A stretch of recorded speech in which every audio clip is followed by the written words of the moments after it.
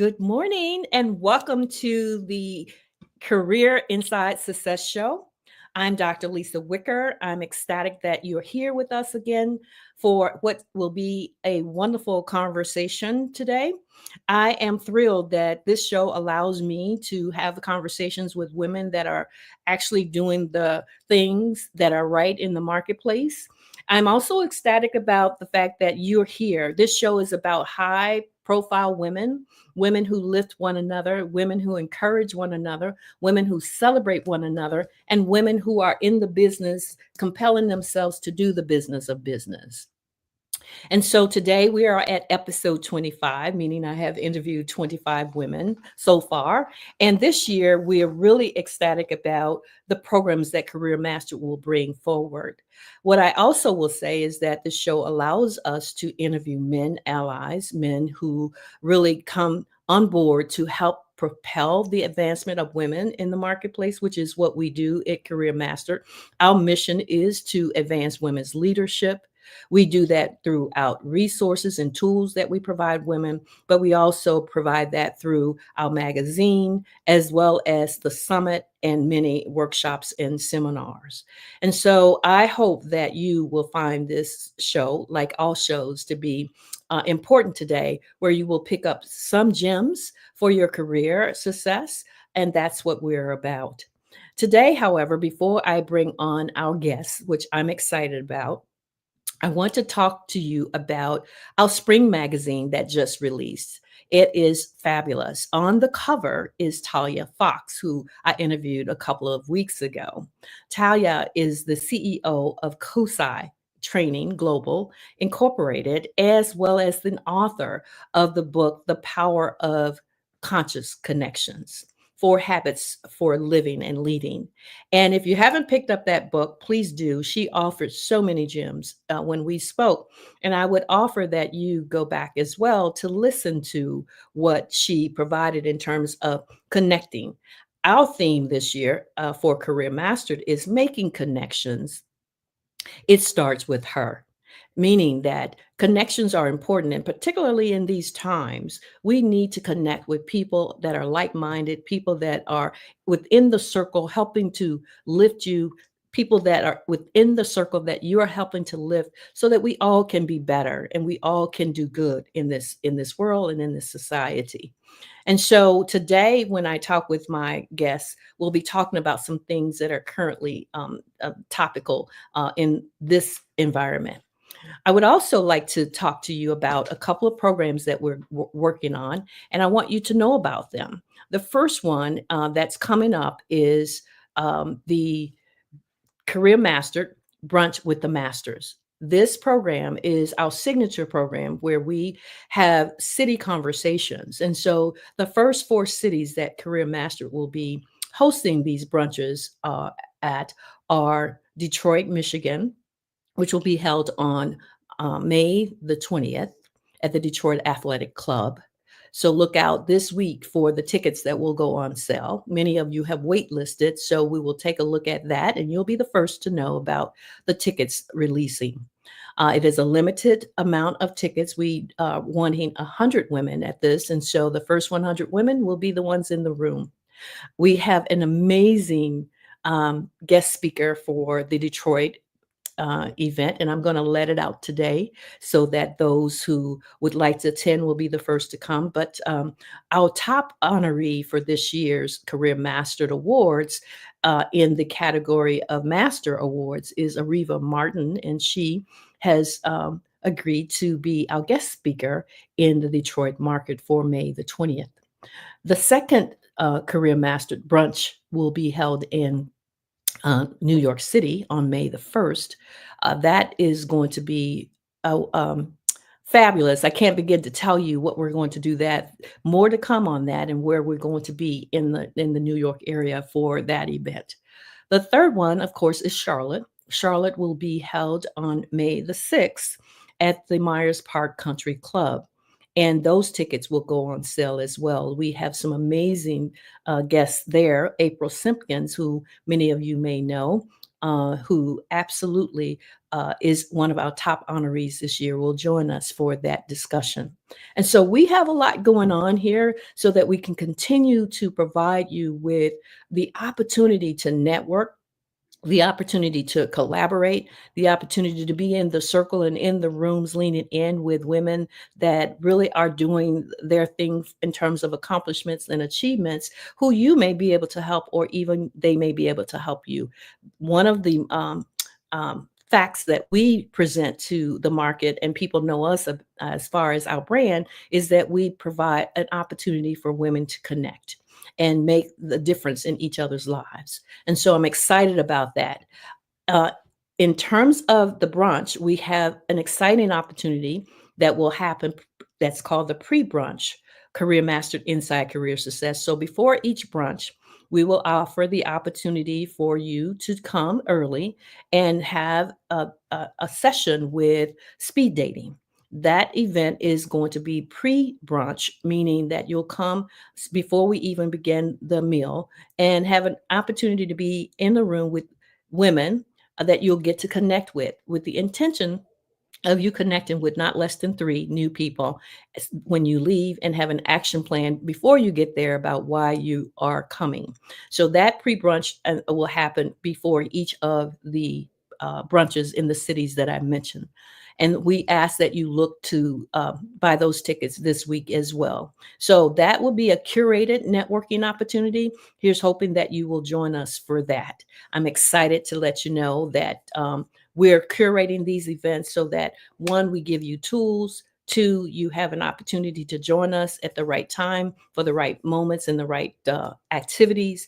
And thirdly, so that when you come with intentions and making those connections. And they are, according to Talia's book, conscious connections, connections that matter and connections that make a difference.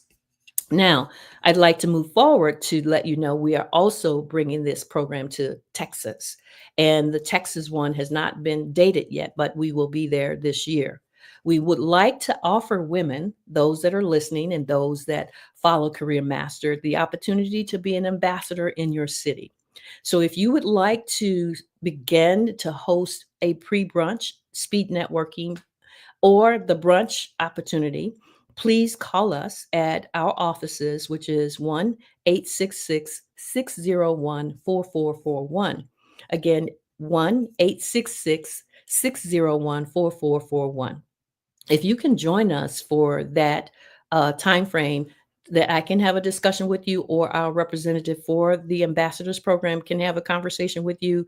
We'd love to have you be considered for the opportunity. There's an application process. And what we're looking for are women who really believe in the Career Master brand, women who want to host the event and put together a circle of women that they can collaborate with, they can support.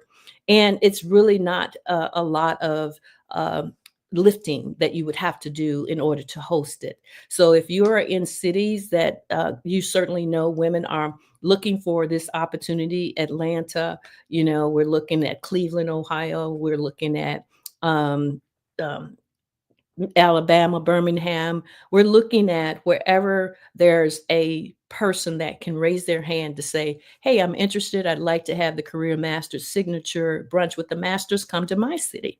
And so we would be able to help you in that regard. Now, last but not least, I want to share with you, we are working on the Excel Village part of our programs. Many of you know that Career Mastered has been the catalyst for Excel Village. Excel Village is our program for girls in grades 5th through 12th. We are about making a pathway for the next generation of girls. And so I would share with you that the program has been announced for 2025. We're excited to let you know that Excel Village will be hosting its Girls Power Summit. It's called Excel Village Girls STEM Fab Power Summit. STEM is always science, technology, engineering, and math, but we've added the component of FAB, which is finance, arts, and business. This year, our program will be held again at Macy's. It will be on July the 27th or 26th, I'm sorry, at the Macy's South Park Mall. So the application for the girls are already up on the excelvillage.org website. If you have a girl or you have a niece or daughter that is in the 5th grade through 12th grade, they can apply for the scholarship to come to this particular event that Macy's is sponsoring.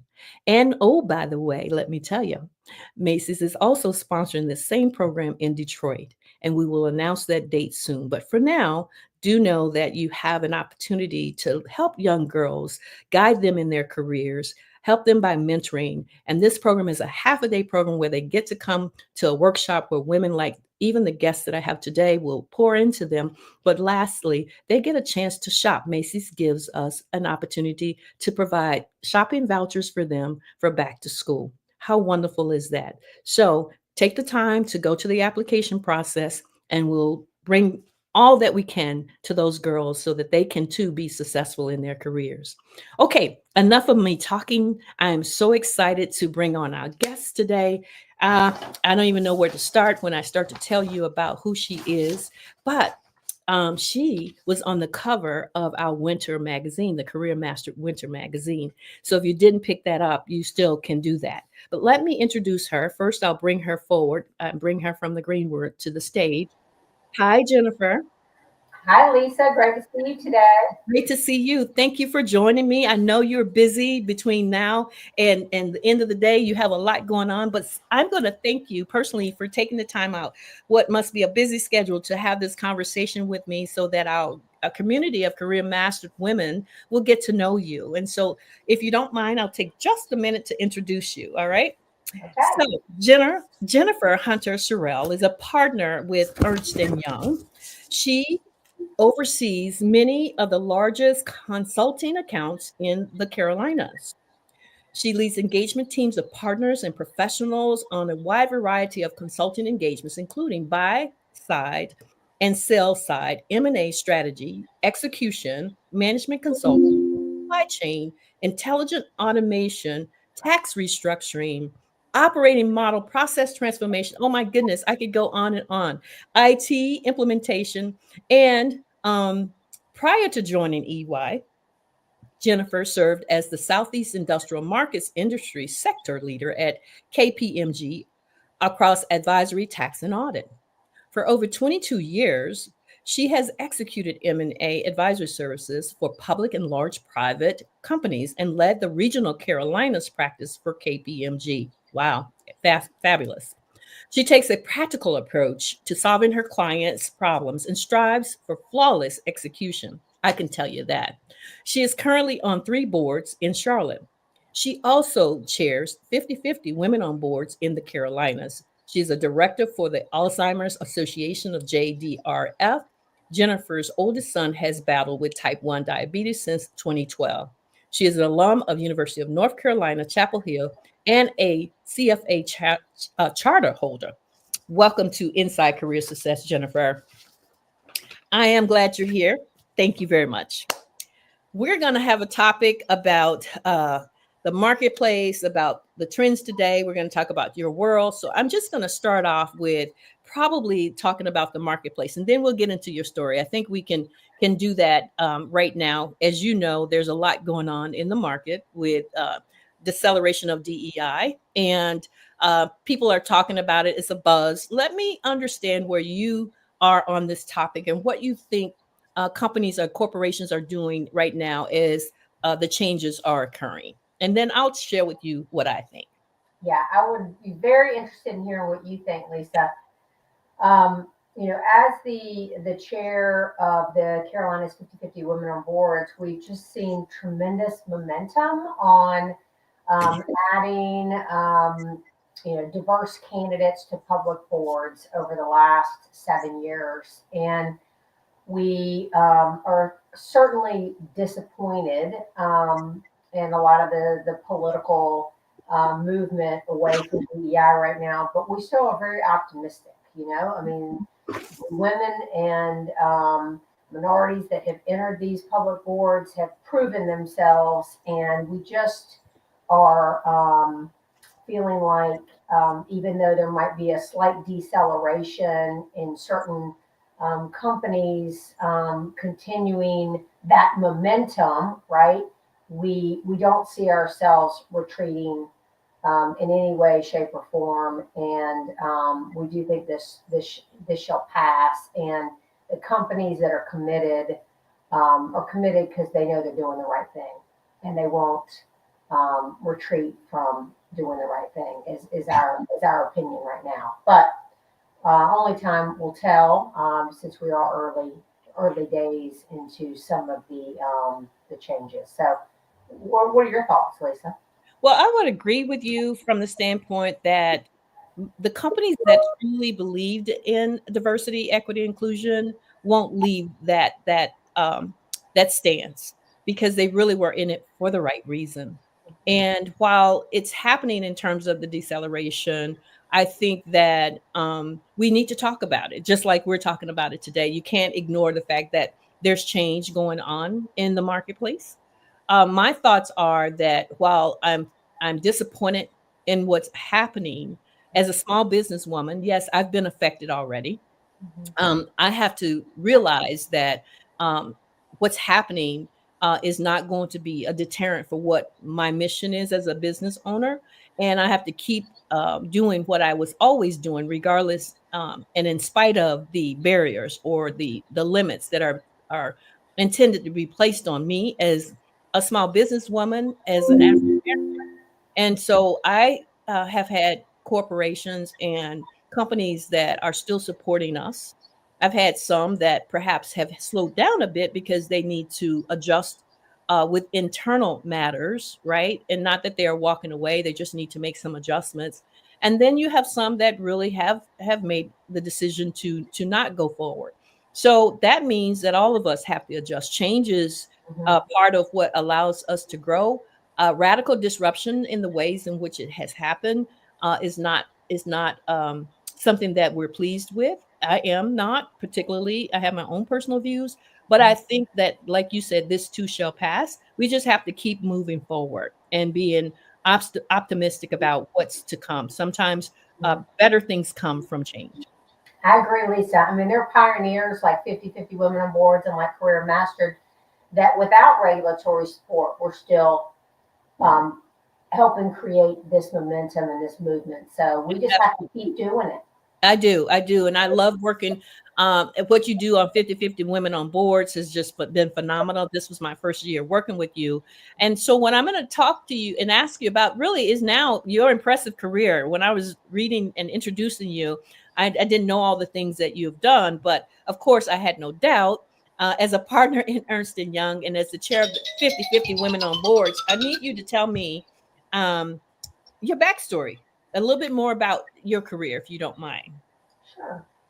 So, when I was a young girl that grew up in a very small textile town, my dad um, basically entered the gas station and convenience store industry when I was young, and he started with just a couple and grew it to, at the time it was like 8 video stores and 12 convenience stores and 15 gas stations, and he started with just a couple, and he worked really hard to earn a living for our family, and in a small town where there weren't any corporate jobs. And I just saw his entrepreneurial spirit. And despite it being a tough industry, you get woken up in the night every night from something happening in one of the stores that might be unpleasant, and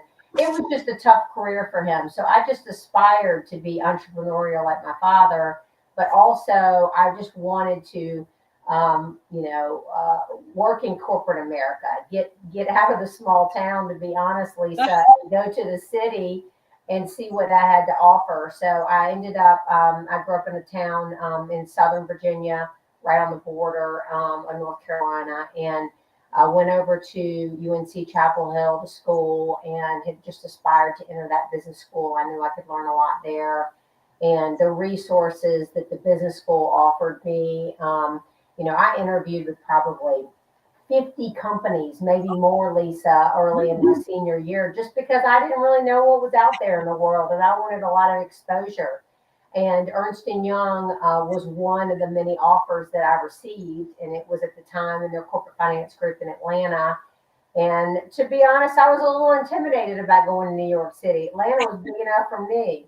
I know. So I just kind of I went to the mall and bought some business suits and just set out on my way to figure it out. The summer of my senior year. And you know how it is, Lisa. All you have to do is commit yourself to lifelong learning Yep. and have strong work ethic and just be as likable as you can be in the business world, and things are just going to work out.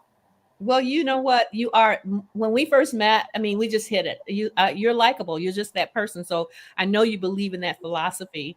And I'm sure your team, that you work with believes that as well. Can you give us just a little insight into your role your current role at Ernst & Young today? Yeah, sure. So Ernst & Young changed their business model probably about 8 to 10 years ago, to where they have appointed kind of like a CEO of one of their largest accounts. They say, okay, we need a true leader over these accounts because they have so much potential. And so this person needs to manage all of the partners, all of the service lines, all the solutions that are serving this customer. And the buck stops with this person to grow this account and offer premium service, be on time, be on budget for projects, and earn the trust to grow the business. And it's worked out tremendously well for Ernst & Young. There are actually actually more like 5 partners now in the Carolinas that do what I do, which is really just focus on serving our largest consulting accounts. Wow. Well, you are obviously a partner. You've done well. I know with the Big Four, it's probably hard to break into the industry. And you and I know that most women like us coming in, it's in a male-dominated world. How did you break into it, and how did you excel to get to that level? I mean, many people don't get there.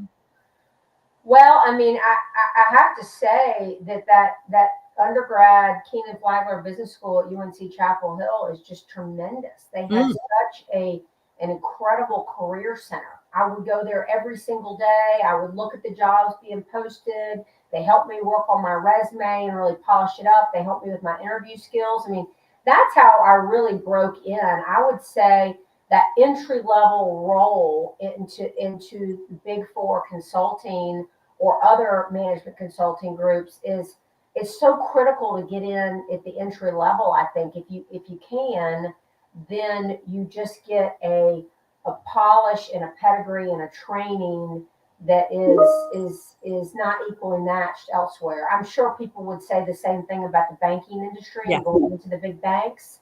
Yeah. So I'm not saying it's the only place that you can get that type of top training, rotational. I had a rotational program. I mean, the structure it gave me as a 21-year-old was just incredible, because you know how it is, Lisa. You come out of college, you're bright-eyed and bushy-tailed, but you don't know what you're doing at all. So being able to go into a first-class training program is just everything. And after 3 years in a program like that, I could go anywhere I wanted to go. But you need that entry-level polish and training.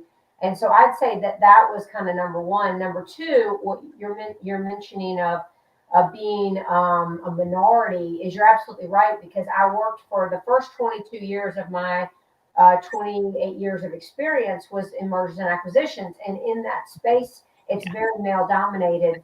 And when I became a partner at a pretty young age, it was not because they were trying to make me a partner. It was because I broke the door down.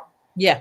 And that's what they told me I had to do. They said, we don't make partners. We particularly don't make female partners. Yeah. You got to break this door down through your results, Yeah. through your business outcomes. Yeah. And when I made partner, I was one of very few partners in the whole country in my practice. And that didn't intimidate me at all, Lisa. I just kept doing doing my thing. Yeah, and I think some of that based upon your background, watching your dad and entrepreneur spirit and the toughness that you have to have. And I've watched you, in the program that you run for the 50/50 women on boards. I mean, you do it with ease, even though you're juggling, you still have an impact and an outcome, right? And so as you talk about, breaking that entry from UNC Charlotte into this area of the financial world, our theme this year is making connections. It starts with her. How have mentors been there for you, and how did you find them, and what did they do to lift you? One thing I mentioned in some of my opening remarks at the most recent 50/50 Women on Boards event was that, believe it or not, I had few female mentors, um, which was tough. There were a lot of men that were extending their hand to me and reaching up and pulling me up because they saw the quality of my work and the quality of my effort. Hmm. But unfortunately, back then, so I made partner 15 years ago. There weren't a lot of women helping other women, and No. I don't know why that was, but I think it's changing a lot now, Yeah. and I see the power of senior female professionals in the Charlotte business community when we get over 200 people in the room at Quail Hollow every year that are within 2 to 3 levels of a public company CEO. I mean, there are a lot more women in the room, and they are not intimidated or threatened whatsoever anymore about helping another hardworking, courageous female mentee. And Yeah. so I do think that has changed, Lisa. But at the time, I had a hard time finding women that would help me out. And like you say, there's power in that. I had the same thing in the automotive industry, male domination, and my mentors were men. But I wanted to change that, and I did when I had an opportunity, and that's what I do today. So I think you're absolutely right. You're currently helping women through the 50/50 Women on Boards and other ways as well. But tell us about your role there and why you believe it's important to engage with the 50/50 Women on Boards organization. You know, I I've always been captivated by public board service. It is something so enriching that professional men and women can do in retirement. Hmm. It keeps them continuously um, intellectually curious. It gives them a reason every day to wake up and read that Wall Street Journal cover to cover, stay up to date on current events, and it also can be a very nice supplemental retirement income. That's true. And so you're networking with equally intellectually curious peers that have been very successful in their career that want to stay engaged, but want to stay engaged in a more flexible role than a 50 to 60 hour a week job. So to me, I was always really curious. How do I build out my career, Lisa, in the last 15 years of it to be able to be a strong candidate for public board service so that I can be most qualified to pick up really the first board. Once you pick up the first public company board, you're highly sought after for your second and your Yeah. third Yeah. in the event that you want to be on two or three. But it is just, to me, something, again, that just captivated me. And I wanted to be able to learn more myself and also help other women and professionals of color in the same journey. Absolutely. And that's part of what I do. That's why I think we have a commonality. I just feel that, after you're finished with your career, you do have more opportunity to still contribute in a meaningful way because you didn't lose all of that intellectual aptitude. So you need to carry it forward and continue to share it. I'm going to read some statistics and then ask you this question about women on boards that I'm certain you can answer. It's a data point that says that the 50-50 Women on Boards Gender Index, Diversity Index. The annual report was recently released, and it shows that from 2024, the report showed percentage of women on boards increased by 14 points between 2017 and 2023. However, since 2023, year over year growth has slowed to 1%, indicating that gender parity on corporate boards is still 20 ways away, maybe to 2044. Despite this, Jennifer, 2024 quarter two marked a milestone with women holding 30% of board seats. What do you think we can do and others can do to accomplish a more quicker accessibility for women in the boardroom? What other things or what things can we do to kind of speed up this 2044 time frame to help women? Well, one of our goals 20 years ago, when there were less than 10% of women and professionals of color on boards, it was to get to 30%. So we are really just over the moon that we got there in such a short period of time. Mhm. Now, we're not going to stop until we reach full gender parity at 50% of Yeah. women on public boards. However, my personal opinion is that women and professionals of color need to be getting the enriching experiences in their career that best position themselves for those public company boards, which is a bit next level. I Yeah. think it's going to be both us continuing to work with the corporate community and also get the regulatory backing to do so to continue that momentum, but also ensure that the qualifications are there to get on the public company boards. And an example of that would be historically, the strongest board members have been the ones that have operated a business, operated a division within a public company, or operated a division within a large private company, or been CEO of a large private company. Operating a P&L like a general manager does within a public or private company.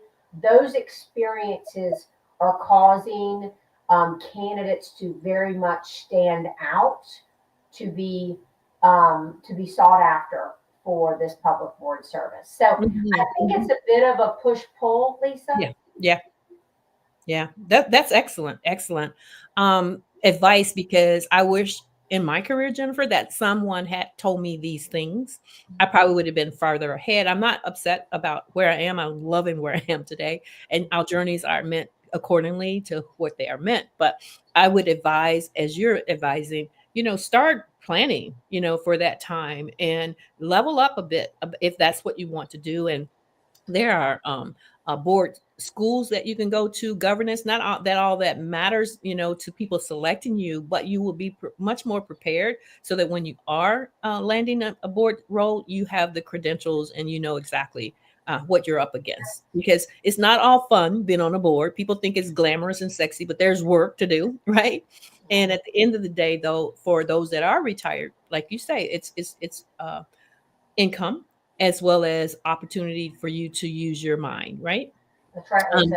And so I'll mention one other thing. I mean, think of all the women that you and I know that are very well positioned in within their own public companies now, and they can raise their hand and ask for an opportunity to do a rotation yes, and get a different position. I mean, what we found is that in corporate America, there is a very strong disposition to help women and men that raise their hands and say, I want a different experience and I want to be able to grow and learn new things. And yes, so, Lisa, when you've been at a lot of the some of the largest companies in Charlotte, mhm, particularly Lowe's, and if you had raised your hand and said, can I have an opportunity to run this small business yeah, line, and you had waited a couple of years and done the networking and had your mentor supporting you, that could have potentially given you a different experience to get right, you a little bit more, I would say, in the square kind of target range for a public company Right.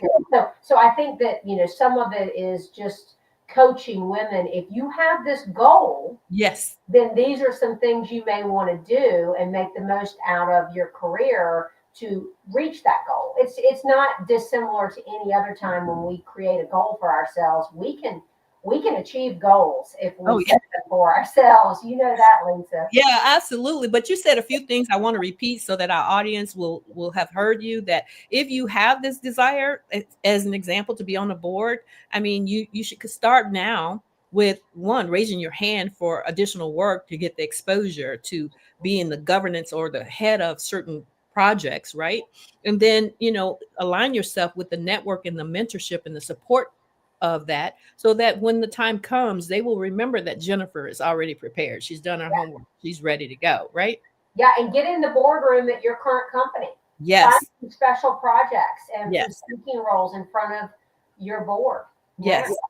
Like Absolutely. anything you can do to go ahead and start preparing your board bio, even 10 years early, Lisa, and Yes. looking at the gaps and then seeking those experiences in the next 10 years.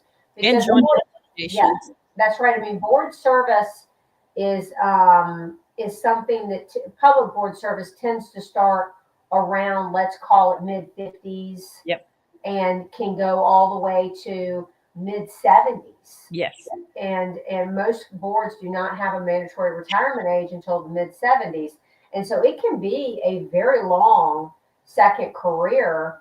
But things like getting experience with nonprofit boards, getting experience within your own public company board by like leading special projects and getting access to getting into that boardroom, and then also maybe taking roles where you're a true functional leader that would have reporting into the CEO of your company or running a P&L. Those are some of the tips I would pass along. I mean, you just lined it up for people. So if you're listening, I hope you took this advice, because many people ask, how does it work? What do you do? Those are steps that Jennifer just provided to you.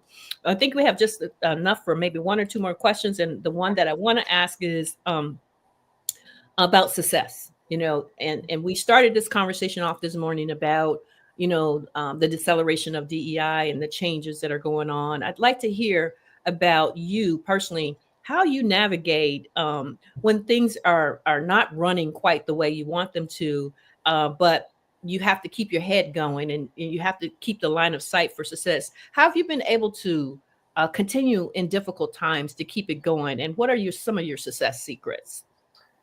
Well, Lisa, probably like you just have to take care of yourself. You have to find ways to re-nourish yourself. Yep. Whether it's exercise, it's eating healthy, it's taking a break on the weekends to spend time with family and friends, or maybe it's just taking a walk and getting some sunshine, Lisa. But I just find when things aren't going quite like you like them to or want them to, you just have to kind of take a break and get mentally balanced, Mm-hmm. get that re-nourishment from yourself, and then you can tackle any problem. Yes. Yes. And again, that leads to, what do you do for fun? For me, well, I like to I like to travel. I like to go out to dinner with family and friends. I like to do a lot of yoga. I like to take walks with the dog. Yeah. And I also just have a real passion for interior design, Well, for fashion. And I don't know what it is, Lisa, about that, but I think it's the right brain, left brain thing. I mastered one side, I had not mastered the other. And for me, it's been a real interesting learning experience to try to learn how to be more creative and learn the art to design and fashion, because I really never had that in my business career. And so for me, that's just been a lot of fun, kind of a new personal challenge. well, you know what? I'm going to tell you, everybody that's listening, if you have not met or seen Jennifer, you would never believe that she had to make an effort for it. She has both the fashion sense in her wear and her style, but her home. I mean, I'm just over the moon and back on the style and interior. So if you did it or helped do it, it's just a marvelous. But What I'm going to leave our audience with, first of all, it's been so much fun. I wish we had a lot more time, but I always leave them with parting words from our guests about mastering your career. So, a career mastered moment, what would you leave our audience with for them to use as part of your advice? Oh goodness, Lisa, that's a tough one. I mean, really, I guess just to sum up our conversation is, as I feel like there's no career goal that is out of reach, Yeah, but we have to keep ourselves, nourished. We yeah, really have to find things that give us energy. And when we don't have energy, we just have to find it and not feel guilty about finding it. Is how I feel. I And love it. go back supercharged. We have to have that balance. I think that the older I've gotten, Lisa, that balance is just absolutely critical and should be nothing that anybody should have any shame over whatsoever. I love it. I love it. Energy, stay nourished, have balance, and be. I guess I hear you saying is authenticity. Mhm. You have to be real with what it is. And I have to show this magazine. This is our winter cover. This is Jennifer on the cover of our winter magazine. I got to thank you personally for all you've done, to help and continue the ambassadorship for Career Mastered. I appreciate what you've done in supporting us. And our audience says it's awesome advice. And I'm sure many more people will watch this as the day goes on and as the week goes on. But I look forward to continuing to work with you and look at your star continuing to rise. Thank you so much for being with us today. Lisa, it's been such an honor to get to know you, be part of the magazine, and just really appreciate everything you do. Thank you. And we'll talk soon. Okay. Bye, Jennifer. Mhm. Wow, wasn't that amazing? Oh my goodness. All of the advice and just the authenticity that Jennifer offers. I have enjoyed one getting to know her, and it's just been over the course of the last year or so. And I would say that it feels like I've known her for 10 years, and I know that's not the case. But when you meet people that truly bring themselves fully, as well as open up their arms to include you, and you are able to include them, it's multiplication, and multiplication certainly tells us that we don't do anything alone. We actually need each other in every aspect of our lives. And so, as we realize this current environment is a little bit different, I think it brings us to pause and think about making connections and ensuring that we start it. It starts with her. So, thank you again. I hope you can let your friends know that we finished our conversation here today with a lot of advice about women on boards. How do we stay successful? What do we do when times get difficult? Listen to Jennifer. She's a wealth of knowledge. And as she said, one of her passions is 50-50 women on boards. Look for that, a chapter in your area, and consider getting involved. Thank you, Bridget, for coming. Thank you, Lindell, for coming. And anybody else that's here, I don't mean to miss you. Don't forget what we talked about in terms of the activities that are coming up. Brunch with the Masters in a city near you. I hope that you would join us, and talk with you soon. See you next Wednesday. Bye now.